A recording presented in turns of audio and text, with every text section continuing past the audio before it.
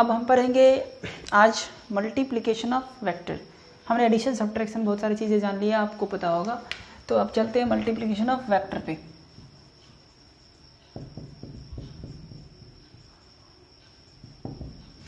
Multiplication of vectors. ठीक भाई, एक चीज़ हम जानते हैं भाई, मल्टीप्लिकेशन में स्केलर से अगर मल्टीप्लाई करूं तो भी हो सकता है। तो एक चीज़ है multiplication of vector by scalar. First हो गए multiplication of a vector by a scalar. दूसरा होते हैं dot product method. Dot product, multiplication में एक डॉट प्रोडक्ट होते हैं और दूसरा फिर होते हैं क्रॉस प्रोडक्ट। ये तीन टाइप से मल्टीप्लाई होते हैं वेक्टर के, डॉट प्रोडक्ट, क्रॉस प्रोडक्ट और multiplication of vector by scalar. तो स्केलर से करते हैं, फिर डॉट प्रोडक्ट, वेक्टर प्रोडक्ट, ये सब जानते हैं। डॉट प्रोडक्ट का दूसरा नाम है scalar product. This is also called scalar product and this is also called vector product. Why this is named, we will study about this later. तो cross product, vector product is all called, इसको vector product भी कहते हैं। This is also called vector product, क्योंकि ये vector quantity देते हैं, बाद में पता चलेगा ये। चलो फर्स्ट से शुरुआत करूँ। फर्स्ट बिल्कुल नॉर्मल है, जैसे कि वेक्टर ए लिया हमने 2i प्लस 4j माइनस के। तो मान लो 5i अगर निकालना है, मल्टीप्लिकेशन करो स्केलर से ना, देखो करो ना, तो 5 से सबको मल्टीप्लाई कर दो। तो 5 into 2i plus 4j minus के, तो ये कितने हो जाएंगे 10i plus 20j minus 5k। तो ये हो गया फर्स्ट, खत्म। ऐसे करना है फर्स्ट में सिंपल, जो कुछ भी स्केलर होगा ना, मान लो b से कर रहा है मल्टीप्लाई, तो सबको b से कर दो मल्टीप्लाई। x से करना है तो सबको x से कर दो। तो ये खत्म, यहाँ पे बिल्कुल नॉर्मल था ये। दूसरी बात करते हैं डॉट प्रोडक्ट। डॉट प्रोडक्ट क्या होता है, इसे समझना हमें अच्छे से है।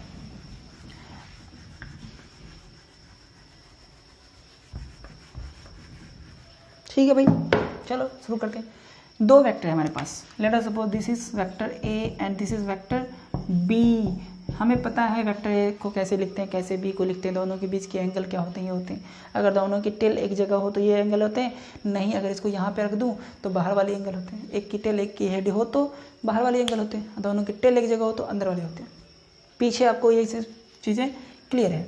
ए बी डॉट प्रोडक्ट कैसे लिखेंगे, dot product of vector A and B. Here dot product of vector A and vector B is A dot B, ऐसे लिखते हैं। मल्टीप्लाई करने के भी अलग अलग तरीके हैं, आज तक हमने नहीं सीखा था कि भाई, ये आज तक तो मैंने सीखा था भाई डॉट और क्रॉस दोनों तो मल्टीप्लाई होते हैं, लेकिन यहाँ पे वेक्टर में डॉट की मेथड अलग और क्रॉस की मेथड अलग। तो dot product of A and B is this, ऐसे रिप्रेजेंट करे जाते हैं। और ए एंड बी को लिखे जाते हैं A and B, A B होते हैं ना, तो इसको हम लिखते हैं A B cos theta. A की मैग्नीट्यूड बी की magnitude cos theta. A dot B को ऐसे लिखते हैं, ए डॉट बी को ए डॉट बी, ए की मैग्नीट्यूड बी की मैग्नीट्यूड कॉस थीटा। इसको ऐसे भी लिखे जा सकते हैं ए डॉट बी, ए की मैग्नीट्यूड इंटू बी की मैग्नीट्यूड इंटू दोनों के बीच के एंगल का कॉस। ये भी लिख सकते हैं, दोनों चीज़ें क्या है, सेम है। इस तरीके से हम ए डॉट बी को डिफाइन करते हैं। ठीक, अब देखो तो ये ए की मैग्नीट्यूड है, बी की मैग्नीट्यूड है, ये भी कोई वैल्यू है जो 0 से 1 के बीच, -1 से +1 के बीच होती है। तो देखो तो ये तो स्केलर है ना पूरा, तो डॉट प्रोडक्ट क्या होगा, स्केलर। आगे भी प्रूफ होगा ये कि बार बार स्केलर होते हैं। तो ए डॉट बी को ऐसे लिखे जाते हैं। ठीक है। दूसरे तरीके से एक और हम इसको और एक्सप्लेन करें तो गौर से देखो, तो अगर बी वेक्टर की इस पे कंपोनेंट लूँ, ये हो गया आपको। ए डॉट बी को ऐसे डिफाइन करते हैं। अगर अब मैं सोचता हूँ, थोड़ा एक्सप्लेनेशन करता हूँ, बी की अगर कंपोनेंट लूँ ए वेक्टर पे तो कितनी होगी, बी कॉस थीटा होगी ना, बी कॉस थीटा। तो इसका मतलब है कि हम इतनी सारी चीज़ को ये जो है ये यहाँ से यहाँ तक, इसको कहते हैं component of vector B on A. This is the component of vector B on A, B cos theta या बी कॉस थीटा, ये तो वही है जो ये है। तो ये है component of vector B on vector A, है ना, है कि नहीं है। बी की कंपोनेंट लूँगा प्रोजेक्शन तो बी कॉस थीटा ही होगा ना, पहले पढ़ चुके हैं। तो हम ए डॉट बी को ऐसे भी लिख सकते हैं, ए की magnitude into component of vector N, ये इंटू वाला है नॉर्मल जो इंटू हम जानते हैं, तो component of vector B on A, ऐसे भी कह सकते हैं, नॉर्मल एक्सप्लेनेशन है ये। तो चलो भाई, अगर ऐसे कहें तो हमें अगर पूछ दे find component of vector B on A, find component of vector B on A, तो ये कितना होगा, this by this. So component of vector B on A कितने हो जाएंगे, A dot B by A dot B निकाल लेना और ए की मैग्नीट्यूड से डिवाइड कर देना, ए डॉट बी निकाल लेना, ए की मैग्नीट्यूड से डिवाइड कर देना। तो जिस पे निकालना हो उसकी मैग्नीट्यूड से डिवाइड कर देना है, ठीक है कि नहीं। दूसरी तरफ से हम ऐसे भी सोच सकते थे ना, इसको रब कर लूँ,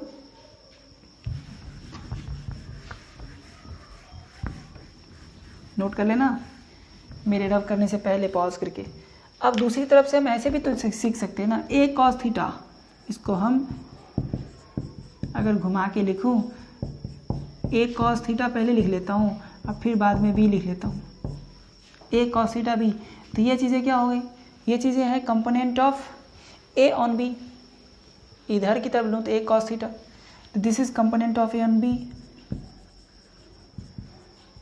component of vector A on B. तो दूसरी तरीके से हम क्या लिख सकते हैं, ए डॉट बी को लिख सकते हैं magnitude of B into component of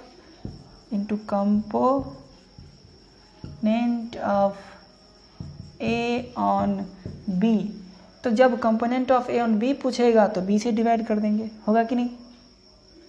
अब देखो ना, component of A on B तो बी क्या आ जाएगा नीचे, तो component of A on B पूछेगा तो यहाँ पे बी से डिवाइड हो जाती है, ए डॉट बी ऊपर में रहती है। ये लाइन पूरा फिर नोट कर लो। तो डॉट प्रोडक्ट से ही हमारे कंपोनेंट, एक वेक्टर का दूसरे वेक्टर पे कितनी कंपोनेंट होगी, ये डॉट प्रोडक्ट के ही फॉर्मूले से हमारे पास आ गए, ठीक है। तो ये डॉट प्रोडक्ट भी हमने सीख लिया। तो अब चलें आगे, नोट करो इसको। अब इनकी डिफरेंट केसेस को एक्सप्लेन करते हैं। केसेस है ये, डिफरेंट केसेस होगा। अब थीटा 0 हो तो A dot B A B cos 0, यानी कि कॉस 0 बनाते तो ए बी हो जाएगा। मैं सीधा सीधा ए बी लिख रहा हूँ, ठीक। अगर थीटा 90 हो तो A dot B A B cos 90 0 होती तो 0 हो जाएगा, कुछ नहीं बचेगा, 0 हो जाएगा। अगर थीटा 180 हो, ये हो गए फर्स्ट, ये हो गए सेकंड के लिए। अब थीटा 180 हो तो A dot B A B cos 180 degree, cos 180 -1 होते तो माइनस ए बी हो जाएगा, ठीक। इस तरीके से चलते रहेंगे। अब अगर थीटा 0 से 90 के बीच होते हैं तो ये चीज़ प्लस में आते हैं, देख लो, घट गए 90 तक आते आते 0 हो गए। अब अगर और ये बढ़ेगी ना 90 से 180 के बीच में तो माइनस में होते हैं, देखो 180 पे जाके माइनस हो गए। तो for theta acute angle A dot B is positive and for theta obtuse angle, यानी 90 से 80 के बीच, पता है ना। तो फॉर थीटा ऑब्ट्यूज एंगल, अगर वो ऑब्ट्यूज एंगल हो then A dot B negative, A dot B negative होते हैं, ठीक है। तो ये चीज़ें हमने अभी देखा। अब आगे देखें, तो इतना तो हम समझे। अब दोनों वेक्टर के बीच की एंगल के निकालने की क्या फॉर्मूला होगा, वी नो। अगला केस में चलते हैं, वी नो, मैं केस का नाम नहीं लिख रहा, सीधा सीधा बता रहा।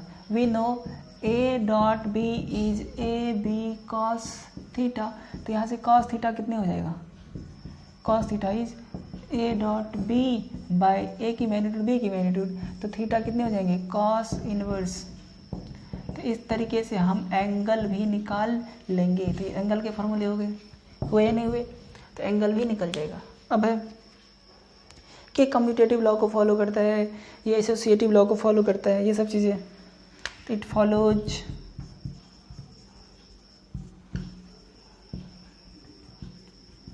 कम्यूटेटिव लॉ, यानी कि ए डॉट बी, कम्यूटेटिव हुए थे ना, तो कम्यूटेटिव वो होते हैं कि आप उल्टा पुल्टा कर लो तो वो सही होगा या नहीं होगा, तो होगा ए डॉट बी वही होगा जो बी डॉट ए होगा। जैसे ए प्लस बी बराबर बी प्लस ए, उल्टा पुल्टा करो तो भी सही हो, तो कम्यूटेटिव लॉ होते हैं वो।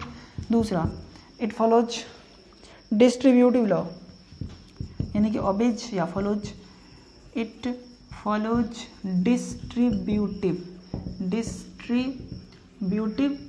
लॉ, यानी कि ए डॉट बी प्लस सी है, इट मीन्स डिस्ट्रीब्यूट कर दो, बीच में डॉट प्रोडक्ट है, सीधा मल्टीप्लाई नहीं करना है, डॉट प्रोडक्ट है, तो डिस्ट्रीब्यूट कर दो, ए इसको भी और ए इसको भी। अलजेब्रा में ऐसे करते हैं, दोनों को मल्टीप्लाई होगी, तो A dot B plus A dot C, ये डिस्ट्रीब्यूटिव हो गए हमारे, समझ में आ रहे। तो इस तरीके से ये भी हम समझ लिए, एंगल भी निकाल लिए। अब किस एंगल पे कितने होगी वो भी समझ लिए, इतना पहले नोट कर लो। अब चलते हैं dot product of unit vector, ठीक, आई जे के सुने थे ना वो। तो dot product of unit vectors, ठीक। तो मान लो आई जे के, ये सब होते थे ना आई जे के, तो आई डॉट जे ये कितना होगा भाई, मैंने तो यही कहा ना कि dot product of unit vector, तो आई डॉट जे, ठीक। तो एक वेक्टर ये हो गए, दूसरे वेक्टर ये हो गए।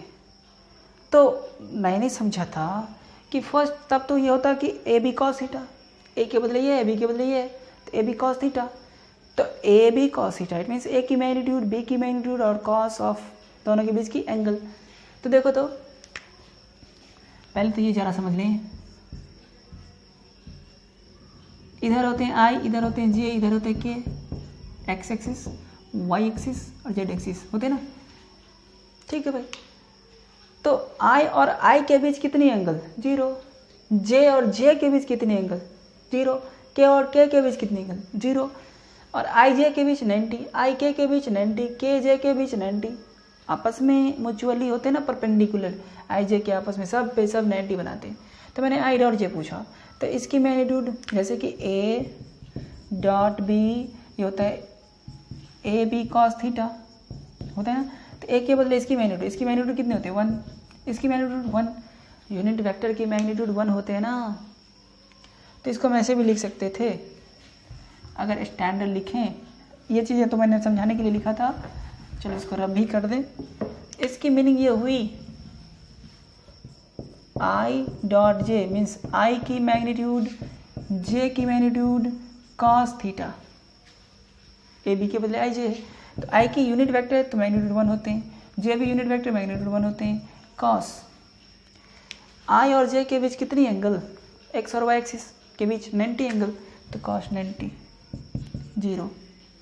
चलो तो जे डॉट के करो तो जे की मैग्नीट्यूड फिर के की मैग्नीट्यूड कॉस थीटा, जे की मैग्नीट्यूड 1, सब यूनिट वेक्टर है, कॉस जे के बीच 90 डिग्री, ये भी 0, आई जे के आई के बीच के डॉट आई, यानी कि के की मैग्नीट्यूड आई की मैग्नीट्यूड कॉस थीटा, इसकी मैग्नीट्यूड 1 कॉस 90, 1 हो गए, नहीं 1 हो गए, 0 हो गए। देखो तो आई जे के आई, यानी कि ऐसी यूनिट वेक्टर जिसके बीच 90 की एंगल बन जाए तो मैंने पढ़ा उसकी डॉट प्रोडक्ट 0 हो जाएगी। तो इस तरीके से अभी हमने सीखा कि भाई ये डॉट प्रोडक्ट 0 होते हैं इस केस में। समझ में आ रहे हैं? तो इसका मीनिंग हमने ये समझा कि आई डॉट जे वही होती है, आई डॉट जे डॉट के डॉट आई सब की सब 0 होते हैं। यानी कि डिफरेंट के बीच कोई भी डिफरेंट होगा तो 90 तो बन ही जाएगी ना। आई के साथ के ले लो या के साथ आई ले लो या जे के साथ के ले लो, जे के साथ आई ले लो, डिफरेंट ले लो 90, डॉट प्रोडक्ट में 90, क्योंकि कॉस थीटा 90 हो जाएगी, इसीलिए वो गड़बड़ हो जाएगा। कॉस थीटा 90 के कारण 0 हो जाएंगे। तो ये थे। हाँ, अगर सेम हो तो क्या होगी? अगर सेम हो, डॉट प्रोडक्ट में यूनिट वेक्टर के पढ़ रहे हैं तो पूरा डिटेल करनी पड़ेगी। तो यूनिट वेक्टर में डिफरेंट के डॉट करा तो 0 हो गया। अगर आई डॉट आई करूँ तो आई की मैग्नीट्यूड, फिर आई की मैग्नीट्यूड कॉस आई और आई के बीच तो 0 ना, सेम डायरेक्शन, कोलिनियर 0 डिग्री। तो आई की मैग्नीट्यूड 1, इसकी भी 1 और कॉस 0 1, तो ये 1 हो जाएगा। सिमिलरली जे डॉट जे करूँगा तो जे की मैग्नीट्यूड 1, आई फिर जे की 1, फिर कॉस 0 डिग्री ही तो ये भी 1, फिर के डॉट के करूँ तो भी 1 इंटू 1 इंटू कॉस 0 यानी 1। तो इससे पता चला कि सेम चीज़ें का डॉट प्रोडक्ट 1 होते हैं। आई डॉट आई, जे डॉट जे, के डॉट के इक्वल टू 1। सिमिलर डायरेक्शन का, सेम यूनिट वेक्टर का डॉट प्रोडक्ट 1 होगा और डिफरेंट हो जाए तो 0 हो जाएगा। तो ये लाइन और ये लाइन हम सीखे इतनी करने के बाद। तो इसे कहते हैं dot product of unit vectors, जिसकी ज़रूरत पड़ेगी कहीं पे भी पढ़ सकते हैं। ठीक है, तो इसे नोट कर लो। अब डॉट प्रोडक्ट को आगे बढ़ाते हैं। अभी तो आई जे के इसमें किए थे, अब 2 वेक्टर ले लेते हैं कंपोनेंट फॉर्म में, यानी आई जे के फॉर्म में, जैसे 2i 2j 2 3k ऐसे फॉर्म में। रेक्टेंगुलर कंपोनेंट के फॉर्म में 2 वेक्टर दिया हो और उसका डॉट प्रोडक्ट पूछे तो क्या करें? ठीक, रेक्टेंगुलर कंपोनेंट मीन्स आई की तरफ भी कुछ दिखती है, जे की तरफ भी कुछ दिखती है और के की तरफ भी कुछ दिखती है। तो dot product of 2 vectors, dot product of 2 vectors, it means I J K form में, यानी इन रेक्टेंगुलर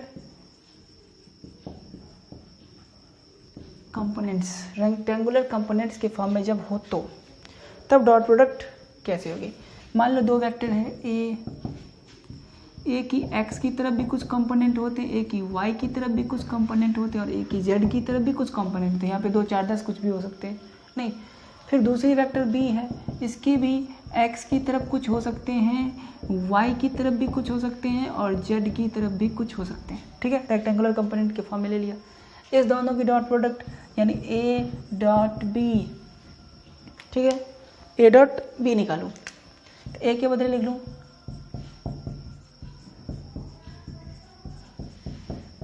डॉट, बीच में डॉट प्रोडक्ट है,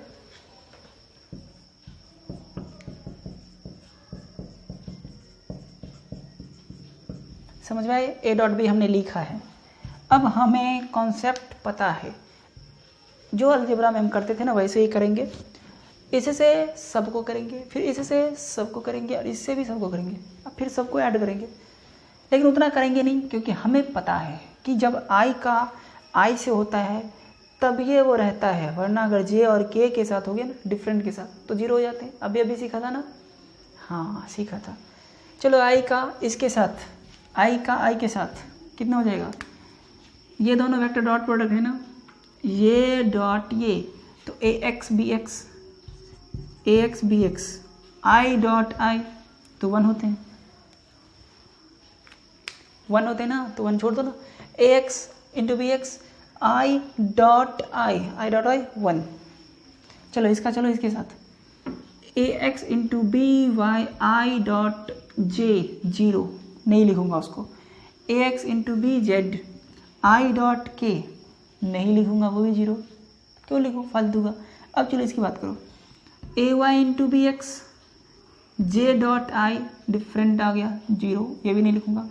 ए Y into B Y J dot डे जे सेम वाले में तो 1 होते हैं, जे डॉट जे 1 होते हैं, तो इसको लिखूंगा plus plus plus A Y into B Y J dot J 1, फिर जे डॉट के 0, के डॉट आई 0, के डॉट जे 0, फिर के डॉट के रह जाएगा ए जेड बी जेड।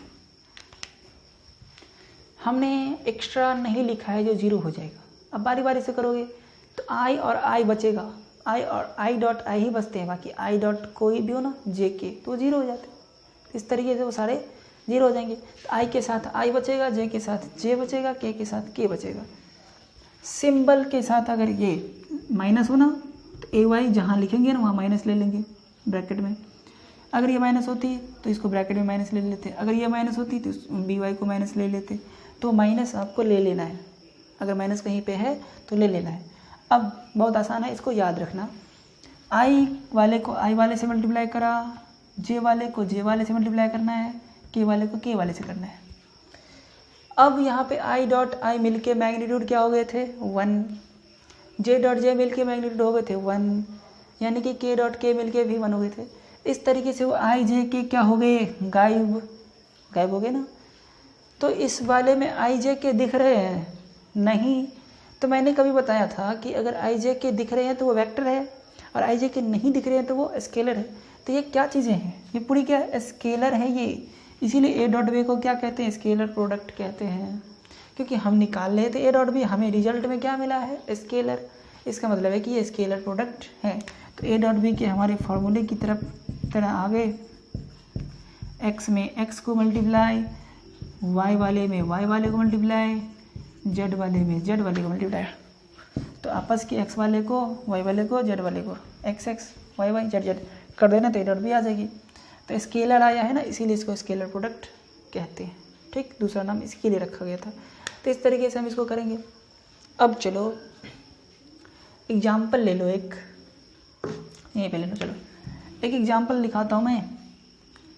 एग्जाम्पल ए आई प्लस जे प्लस के बी 2i माइनस जे माइनस के। तो ए डॉट बी क्या होगा, ए डॉट बी निकालना है। आई को ऐसे मल्टीप्लाई, जे को जैसे, के को के से, सीधी सी बात। अगर उल्टा पुल्टा लिखा है तो सीधा कर लो। मैंने पहले भी बताया है, वेक्टर को पहले आई लिखना, फिर जे लिखना, फिर के लिखना। अगर उल्टा लिखा है सीधा कर लो, वरना गलत हो जाएगा। ठीक, ये सब चीज़ें ध्यान में रखना है, छोटी छोटी चीज़ें। नहीं तो कभी कभी लगता है कि लिखा रहता है पहले जे तब आए, हम समझ जाते हैं कि जे आई है, हो जाती है वो गलत। तो ए डॉट बी में जे वाले के कॉफिशिएंट को जे वाले से करना है। कॉफिशिएंट की मल्टीप्लाई हो रहे हैं, सिर्फ आई जे के तो गायब हो जाते हैं। कॉफिशिएंट को करो, इसके पीछे 1, इसके पीछे 2 तो 1 इंटू 2, इसके पीछे प्लस होते हैं बीच में 1, इसके पीछे -1 प्लस इसके पीछे 1, इसके पीछे -1 तो 2 -1 0 हो गए। ए डॉट बी क्या हो गया 0 हुए नहीं, तो ए डॉट बी 0 हो गया। तो इस तरीके से हम निकालेंगे। अगर पूछ दे इसी सवाल में पूछ दे find angle between A and B, तो दिमाग लगाओ। Find angle between A and B, उसी सवाल में तो एंगल अगर पूछा जाए, हमें पता है एंगल ए डॉट बी वाले में ऐसे फॉर्मूले होते हैं, ए बी कॉस थीटा। यहाँ पे एंगल छुपा है ना, ए डॉट बी तो पता ही है 0 है, पता है ना। ए की मैग्नीट्यूड तो निकल जाएगी, रूट लेके कर लेते हैं। बी की मैग्नीट्यूड निकल जाएगी, वेक्टर दिया है तो मैग्नीट्यूड तो आ ही जाएगा, रूट वाला फॉर्मूला। और कॉस थीटा में थीटा निकालना है। तो देखो ए डॉट बी ये तो दे रखा है ना, निकल चुका है। ए डॉट बी 0 ले लिया।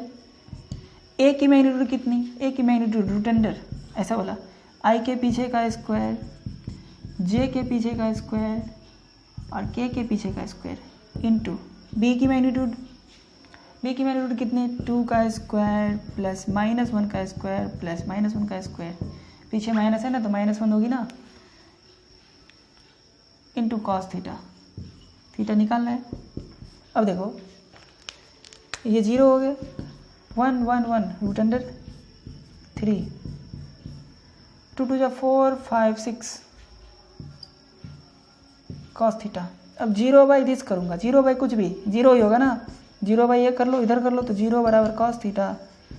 इसीलिए थीटा कितने हो गए, कितने पे 0 90, कितने पे होते हैं ये 90 डिग्री होगी तभी है ना 0, तो थीटा कितना 90। तो इस तरीके से ए और बी के बीच की एंगल कितनी है यहाँ पे 90, समझे। तो ऐसे यूज़ करेंगे, मैंने फॉर्मूले भी लिखा था A.B, यहाँ से देखो ना कॉस थीटा क्या हो जाएगा, लिखा था आप थ्योरी में देखो ऊपर, A.B बाय AB, ए की मैग्नीट्यूड बी की मैग्नीट्यूड, अगर थीटा निकालूंगा तो cos inverse A.B by AB, यानी कॉस इनवर्स कितना हो जाएगा यहाँ पे, कॉस इनवर्स इसको थीटा से निकालते हैं ना, कॉस इनवर्स 0 लिखते हैं यहाँ पे, कॉस इनवर्स 0 तो 90 होते हैं, कॉस इनवर्स 0 मतलब 90, कॉस इनवर्स 0 मतलब 90। मीनिंग ये होती है कि कॉस की कौन सी एंगल पे वैल्यू 0 हो, कॉस की कौन सी एंगल पे वैल्यू 0 हो तो 90, तो उसको ऐसे लिखे जाते हैं। नॉर्मली हम ऐसे फॉर्मूले में बनाते हैं। तो इस तरीके से ये हमने पढ़ाया था जिसका यूज हुआ। तो जब दो वेक्टर दे A.B पूछे तो ऐसे निकाल देंगे, फिर उसी दोनों वेक्टर के बीच की एंगल पूछ दे तो निकले हुए A.B का यूज करते हुए ऐसे एंगल निकाल लेंगे। नहीं अगर डायरेक्ट यही थीटा पूछे दो वेक्टर देने के बाद तो भी ये निकालना तो पड़ेगा ही, ये निकालना तो पड़ेगा ही। तो ये चीज़ें हम डॉट प्रोडक्ट में करते हैं। दूसरे होते हैं हमारे पास वेक्टर प्रोडक्ट, तो उसे हम अगली टाइम पढ़ेंगे। इसको आप पहले बुक से रिवाइज कर लें और सवाल को देखें कि कैसे सॉल्व करते हैं। तो ठीक है, अगले दिन हम क्रॉस प्रोडक्ट कर लेंगे। ठीक।